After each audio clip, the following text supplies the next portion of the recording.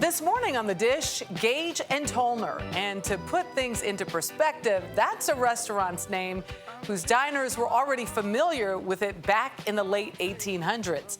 The eatery was an institution in Brooklyn, New York for well over a century, predating the Brooklyn Bridge, the Statue of Liberty, and even the city's subway system. It's seen plenty of ups and downs, including 2 worldwide pandemics, and it's our current one that delayed its much-anticipated reopening almost 2 years ago. But now it's back in business once again. The new restaurant in town has a line out the door, with people angling for the raw bar, vintage cocktails, and the old world atmosphere. On the back, 31 porter, 31 rib, spinach mash, fries, and sprouts. The food in Chef Adam Shepard's kitchen is reeling them in, too. Strip, crab cake, onion rings. What do you mean? It's a long story. Exactly what longtime friends and owners, Sinjin Frizzell, Ben Schneider, and Soe Kim had hoped for when we shared a meal before the official reopening of Gage and Tollner. This is gorgeous, all of this. Describe what we're seeing in front of us. All right, we have a classic Caesar salad right here. This is our steak, aged 28 days. This is our house-made Parker house rolls, a classic wedge salad. Classic. Very classic. Okay, another classic staple here, cream spinach.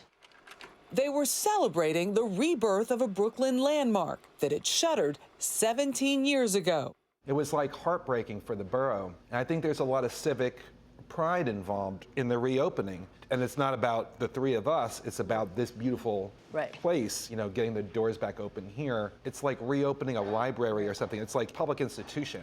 Opened in 1879. Charles Gage and Eugene Tollner moved their restaurant to this Fulton Street location in 1892.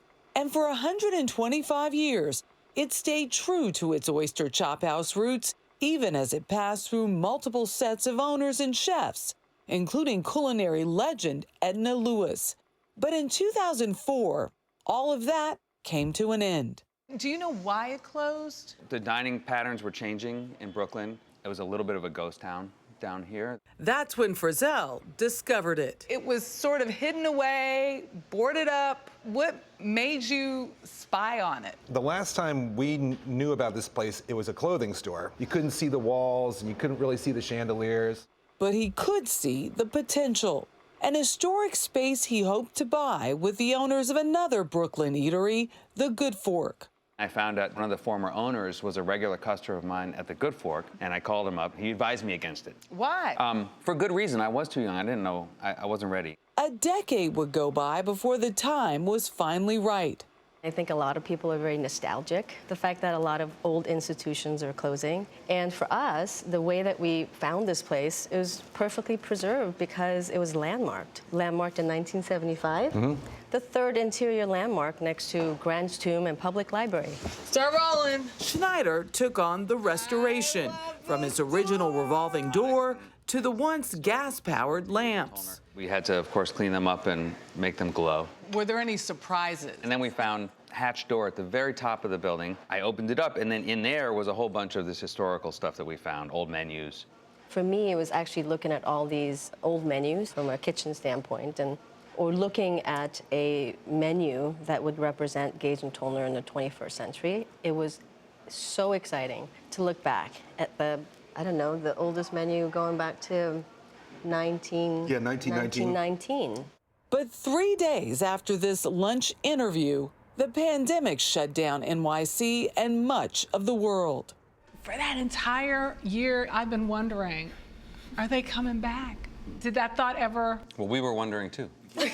I knew we would figure out a way. I mean, you can't come that far and then not somehow make it.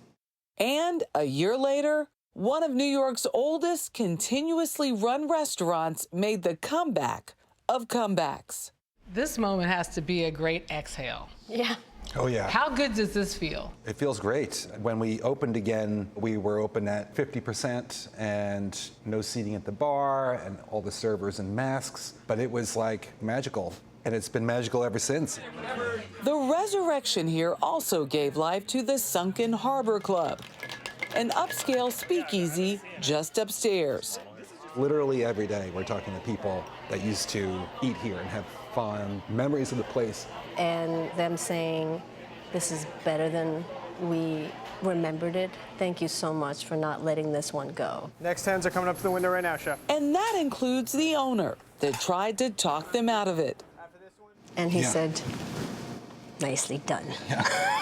Did he really? Yes. He's been a big supporter. Yeah, I think he's proud of us. Now we just got to get Brock and Michelle to come. Cheers. Here's that. So great to have you back here. Yeah, thank you for coming.